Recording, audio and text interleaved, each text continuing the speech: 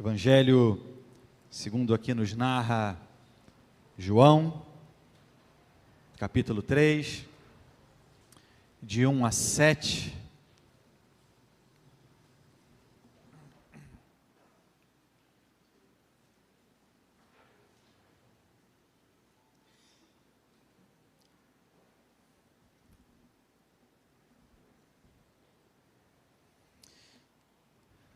Diz a palavra do Senhor: havia entre os fariseus um homem chamado Nicodemos, um dos principais dos judeus.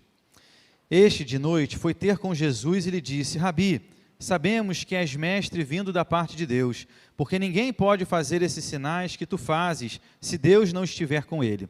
A isso respondeu Jesus: em verdade te digo que, se alguém não nascer de novo, não pode ver o reino de Deus. Perguntou-lhe Nicodemos: como pode um homem nascer sendo velho? Pode, porventura, voltar ao ventre materno e nascer segunda vez? Respondeu Jesus: em verdade te digo, quem não nascer da água e do Espírito não pode entrar no reino de Deus. O que é nascido da carne é carne, e o que é nascido do Espírito é Espírito. Não te admires de eu te dizer, importa-vos nascer de novo. Oremos, queridos, mais uma vez. Bondoso Deus, obrigado por essa noite, por esse dia tão festivo, onde estamos juntos, reunidos, congregados, Pai, como igreja Tua nesse lugar, Deus.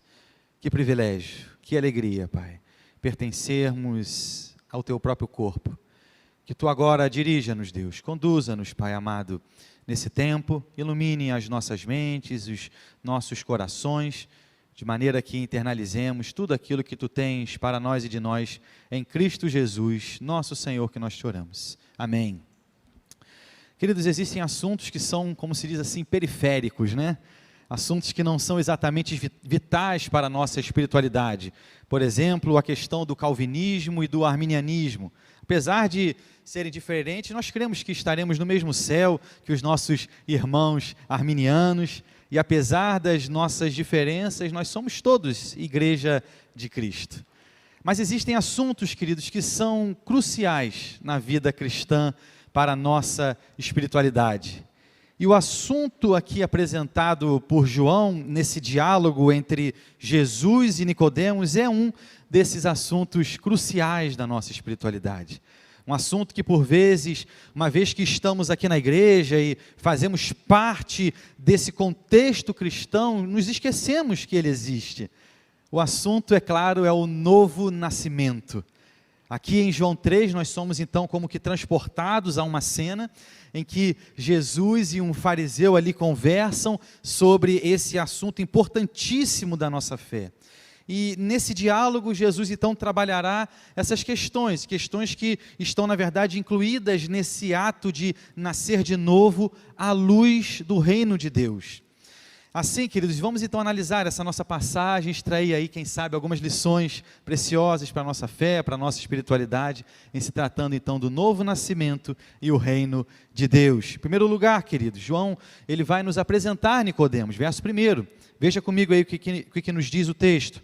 Havia entre os fariseus um homem chamado Nicodemos, um dos principais dos judeus. Então Nicodemos, ele era esse homem com certa proeminência ali em Jerusalém. Ele era fariseu, era alguém que detinha um bom conhecimento da lei, dos costumes daquela época.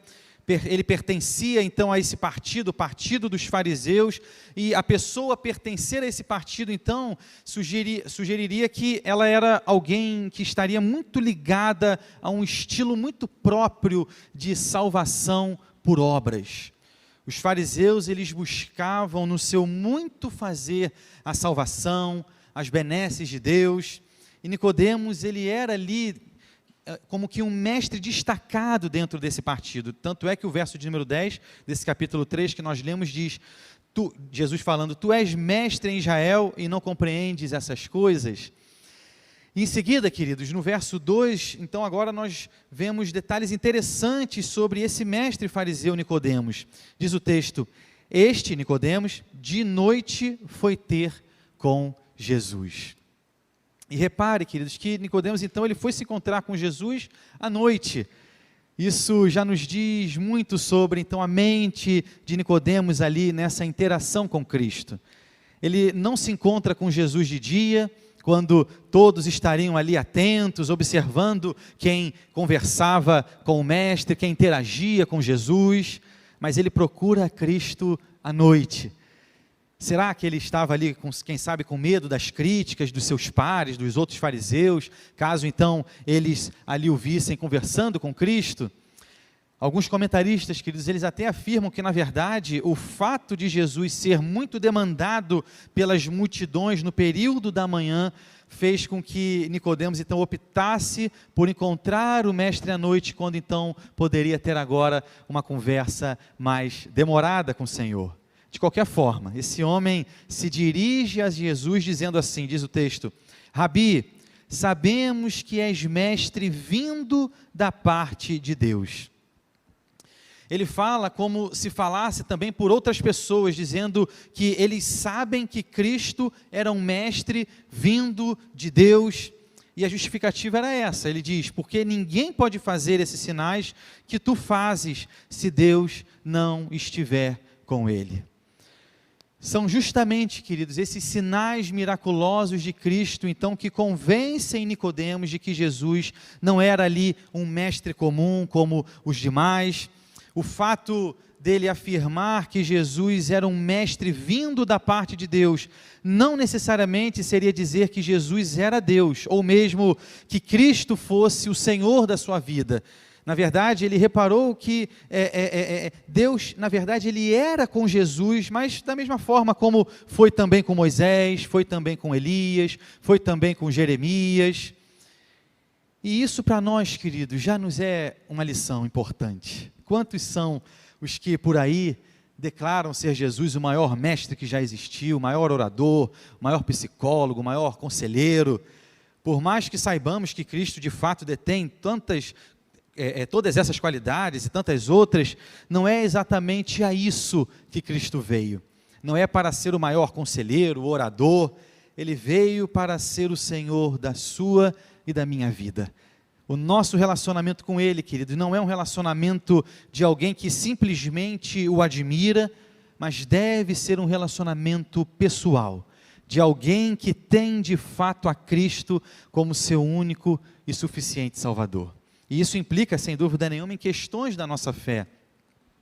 Eu posso admirar um bom professor, um bom profissional, seja na área que for, mas somente a um eu vou adorar, louvar, exaltar como Senhor da minha vida. Muitos hoje em dia, queridos, falam com propriedade acerca do Jesus histórico, mas possuem grande dificuldade em admitir que esse mesmo Jesus real, histórico, é o Salvador do mundo, como 1 João 4,14 nos diz. E nós temos visto e testemunhamos que o Pai enviou o seu Filho como Salvador do mundo. Em segundo lugar, queridos, chegamos na agora primeira resposta de Jesus a Nicodemos, verso 3. A isso respondeu Jesus: em verdade te digo que se alguém não nascer de novo, não pode ver o reino de Deus. Perceba que Nicodemos, ele não faz, na verdade, qualquer pergunta. Mesmo assim, Jesus responde, demonstrando que sabia até mesmo aquilo que estava ali, dentro do coração de Nicodemos. E note que Jesus, ele busca confrontar a mesma questão que ele confrontou, na verdade, lá com o jovem rico, de Mateus 19,16, diz o texto de Mateus 19,16. E eis que alguém, aproximando-se, lhe perguntou: mestre, que farei eu de bom para alcançar a vida eterna? Por mais que Nicodemos não tenha chegado com uma pergunta assim explícita, Jesus sabia, queridos, o que pulsava ali no seu coração com aquela primeira saudação. Tanto o jovem rico quanto o fariseu Nicodemos se achegam então a Jesus, querendo saber o que de bom deviam fazer para então entrarem no reino dos céus. Da mesma forma, muitos em nosso tempo, por vezes nos chegam com exatamente questões assim: Quando Jesus então afirma, em verdade te digo que se alguém não nascer de novo, não pode ver o reino de Deus. Esse de novo, queridos, ele pode ser traduzido também como do alto, de cima, do céu, ou seja, é como se Jesus falasse assim, é necessário se nascer do alto, de cima. Essa é uma ação, na verdade, direta agora do Espírito Santo. William Hendrickson, ele afirma assim, o Espírito deve implantar no coração a vida que tem origem nos céus, não na terra. Nicodemos não devia mais supor que distinções nacionalistas ou terrenas podiam qualificar alguém para adentrar esse domínio. Nem devia esse fariseu pensar que melhorias no comportamento exterior, uma conduta mais rigorosa em guardar a lei, seriam tudo o que é necessário. Deve haver uma mudança radical, queridos, e se alguém não nascer de cima, não poderá ver o reino de Deus. Ou seja, não poderá experimentá-lo, não poderá compartilhar dele, não poderá possuí-lo, nem desfrutar desse reino. E é essa definição, queridos, então, de ver o reino de Deus. É quando então se pode experimentá-lo, compartilhar dele, desfrutar desse reino. Pessoas, queridos, que não foram alcançadas por esse agir do Santo Espírito, não conseguem interagir com o reino, não sentem prazer nas coisas do reino de Deus, não conseguem nem mesmo desfrutar, compartilhar desse reino com os outros. A Bíblia, ela é muito clara quanto aos frutos que o crente precisa dar. Somente dará frutos aquele que é nascido de novo, nascido do alto, que vive em alegria para a glória de Deus. Antes de se poder agora ver o reino de Deus, é preciso ser nascido de novo, nascido do alto. Ou seja, um ato de Deus que é anterior a qualquer ato nosso do ser humano. O mesmo comentarista que citei há pouco, Hendrickson, ele afirma que o reino de Deus é o domínio em que o seu governo é reconhecido e obedecido, e em que sua graça prevalece. Antes de se ver esse reino, é preciso nascer de cima. Ver o reino de Deus, queridos, deve ser um desejo de todos nós. O anseio mesmo daqueles que querem desfrutar desse reino, compartilhar desse reino, viver nesse reino. Calvino, ele comenta, ver o reino de Deus vem a ser o mesmo que entrar no reino de Deus, como prontamente transparece no contexto. Mas estão equivocados aqueles que creem que o reino de Deus é o mesmo que céu. Antes, é a vida espiritual, cujo ponto de partida é a fé, aqui e agora, e que diariamente cresce em consonância com o progresso contínuo da mesma fé. Terceiro lugar, queridos, o verso de número 4, nos mostra que Nicodemos, ele falha em entender, então, o significado até mesmo profundo daquilo que Jesus lhe diz. Diz o texto, perguntou-lhe Nicodemos, como pode um homem nascer sendo velho? Pode, porventura, voltar ao ventre materno e nascer segunda vez? Apesar de ser esse mestre reconhecido do seu tempo, um homem culto, um homem estudado, alguém com uma boa formação ali naquela época, Nicodemos, ele não consegue entender aquilo que Cristo lhe fala sobre o novo nascimento. Ele questiona o absurdo que seria alguém agora retornar ao ventre materno. E esse tipo de venda, queridos, nos olhos, ela é, claro, uma venda espiritual. Pessoas com um nível de intelecto até alto, mas que ainda não conseguem entender essas questões básicas, fundamentais da fé.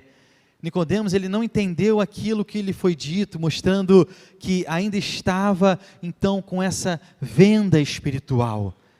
Essa falha de entendimento, por mais absurda que tenha sido, é também tratada por Cristo, demonstrando, claro, o seu amor compassivo. E ele trata isso, dando uma belíssima resposta. Veja comigo no verso 5. Respondeu Jesus, em verdade te digo, quem não nascer da água e do Espírito, não pode entrar no reino de Deus. Sendo esse mestre bondoso, esse mestre paciente que era, Jesus agora busca argumentar com Nicodemos, explicando então essa questão do novo nascimento. Tal como um nascimento físico que é necessário ali pai e mãe, o nascer de novo requer pelo menos ali 2 agentes.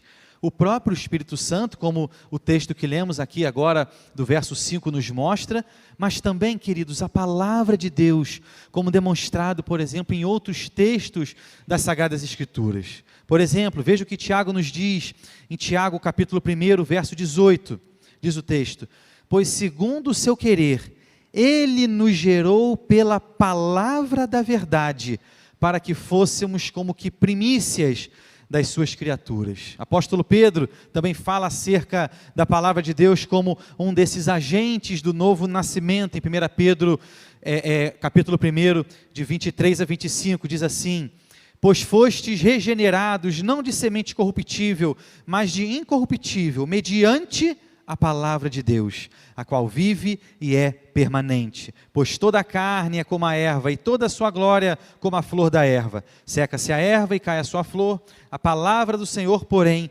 permanece eternamente. Ora, essa é a palavra que vos foi evangelizada. Ou seja, o próprio Espírito Santo de Deus usa a palavra de Deus para convencer, para abrir o entendimento com relação ao pecado, atuando agora diretamente no coração, que sabemos bem ser o centro da emoção do indivíduo. Da mesma forma que, para nascermos, as nossas mães precisaram ali se submeter a algum tipo de trabalho de parto, o nascimento do alto também teve, queridos, um sacrifício. Cristo Jesus realizou todo esse trabalho na cruz do Calvário, para que hoje nós pudéssemos ser membros da família de Deus, rebanho do seu pastoreio, igreja sua. E quando nascemos, algumas características nós também herdamos dos nossos pais. Da mesma forma, o novo nascimento. 2 Pedro, capítulo 1, verso 4, nos diz que nós somos coparticipantes da natureza divina. Com o nosso novo coração, com essa nova natureza, o cristão agora desejará, ansiará pelas coisas do reino de Deus. Ao mesmo tempo que perderá o desejo de retornar às coisas do mundo, de viver a vida que vivia antes do seu novo nascimento. Percebemos assim, queridos, que o batismo com água por si só não é suficiente para salvar, para fazer nascer de novo uma pessoa. Sem dúvida nenhuma que é um sinal muito valioso, uma representação ali clara, um sinal de fato, mas um sinal, sabemos bem, ele sempre deve vir acompanhado por aquilo que ele representa. No caso, essa obra purificadora do Espírito Santo. O que Jesus enfatiza aqui, queridos, é a necessidade de uma transformação radical. Não adianta sermos batizados pela água e continuarmos vivendo vidas ali que priorizem as coisas do mundo. Aquele que é nascido de novo, aquele que é nascido do alto, aquele em quem o Santo Espírito de fato entrou, buscará sempre priorizar as coisas do reino de Deus. No verso 3, então, Jesus nos fala sobre ver o reino.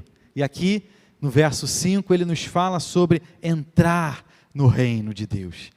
Essa insistência de Jesus aqui em tratar dessa questão com alguém como Nicodemos também é muito significativa para nós, queridos. Ele era alguém, Nicodemos, intelectualmente privilegiado, um mestre naquela região, e mesmo assim, essa verdade é a ele também aplicável. Esse fariseu, ele não poderia ver, não poderia entrar no reino de Deus pelas suas próprias obras, que não deveriam ser poucas, não poderia ver, não poderia entrar no reino em função da sua posição, do seu talento, da sua integridade. Isso só nos mostra que de fato não é, queridos, pelo nosso muito fazer, mas somente pelo agir do Senhor. F.F. Bruce, um comentarista, ele nos esclarece o que seria, portanto, ver o reino, do verso 3, e o entrar no reino, verso 5, diz o comentarista: ver o reino é a mesma coisa que a vida eterna. Ser nascido de cima ou de novo é ser nascido de Deus. Não há diferença entre ver o reino e entrar nele. Da mesma forma que não há diferença entre ver a vida e entrar nela. Também não há diferença entre nascer de novo e nascer da água e do Espírito. Concluindo, queridos, nós observamos nesse diálogo de Jesus e Nicodemos que uma fé meramente intelectual, ela não é suficiente para então entrarmos no reino de Deus. Nicodemos, diz o texto, ele viu milagres de Jesus, afirmou que Jesus de fato era mestre, vindo da parte de Deus. Mesmo assim, ele ainda precisava nascer de novo. E Jesus não perde tempo, expondo ali logo essa necessidade urgente ali. Da mesma forma, precisamos entender essa questão ainda hoje, urgentemente. Como falamos, não estamos tratando aqui de um assunto periférico da nossa espiritualidade. O novo nascimento é um assunto crucial da nossa fé. E é preciso urgência nesse entendimento. E não só no entendimento, mas até mesmo, queridos, no anúncio dessa verdade. Quantos são os que por aí não possuem qualquer desejo pelo reino de Deus, justamente por ainda não terem nascido de novo? Nosso desejo como igreja é que o Senhor nos use para proclamarmos as boas novas, a fim de que mais pessoas o conheçam e reconheçam o seu senhorio sobre suas vidas. Quando nós plantamos uma nova igreja em uma determinada localidade, é esperado que agora uma nova realidade chegue àquela região. Pessoas nascidas de novo, priorizando agora não mais as coisas do mundo, mas as coisas do reino de Deus. E é esse impacto, queridos, que o reino de Deus deve ter em uma vida, em uma sociedade, em uma geração. Não entraremos nos céus por sermos presbiterianos ou qualquer outra denominação séria. Só entrarão no céu aqueles que nasceram de novo, aqueles que foram remidos, lavados pelo sangue precioso do Cordeiro. Sem o novo nascimento, o ser humano ama o mundo e as coisas do mundo. Sem o novo nascimento, o ser humano, na verdade, ele se conforma ao mundo. O novo nascimento é uma mudança completa de coração, do caráter, da vontade. É passar da morte para a vida. Uma mudança, queridos, tão radical, que você passa agora a ter uma nova natureza, novos hábitos, novos gostos, novos desejos, novas opiniões, nova esperança. Caso você seja aí alguém que ainda não viveu essa experiência do novo nascimento, ainda é tempo. Peça que o Senhor venha e de fato abra aí o seu entendimento. E que você deseje as coisas do reino de Deus, e sejam elas o seu prazer, o seu deleite, a sua alegria. Vamos orar?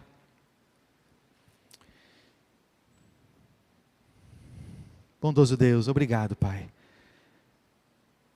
Obrigado por essa palavra tão maravilhosa a nós, Pai. Obrigado, Deus, porque Cristo Jesus, o Cordeiro perfeito, se derramou na cruz do Calvário. E esse sangue tão precioso é o sangue que nos compra. E hoje, Deus, nesse sangue, nós somos novas criaturas. Nós podemos nascer de novo. Ó Deus, como igreja tua, Pai, mova, Deus, os nossos desejos, as nossas vontades, para a glória e louvor do Teu reino, para a expansão desse reino, Deus, aqui nesse lugar. Como ouvimos pela manhã, Deus, o nosso inimigo está aprisionado. E como igreja, Deus, sabemos bem, dia e noite, somos incomodados. E importa, Pai, como igreja tua, que saiamos com intrepidez, anunciando, Deus, da boa nova. Pai querido, se há alguém aqui, Deus, que ainda não nasceu de novo, se há alguém aqui, Deus, que ainda verdadeiramente não te conhece como seu Senhor e Salvador, ó Pai, visite esse coração, faça, Deus, a tua obra, que o teu Santo Espírito, Deus, verdadeiramente trabalhe nesse interior, de maneira que sejamos, Deus, uma igreja forte, edificada na tua palavra, para a glória e louvor do teu nome, Deus. Abençoe, Pai, cada lar, cada família aqui representada, para mais uma semana, debaixo do teu senhorio, da tua autoridade, do teu amor. Em Cristo Jesus, nosso Senhor, que nós te oramos. Amém.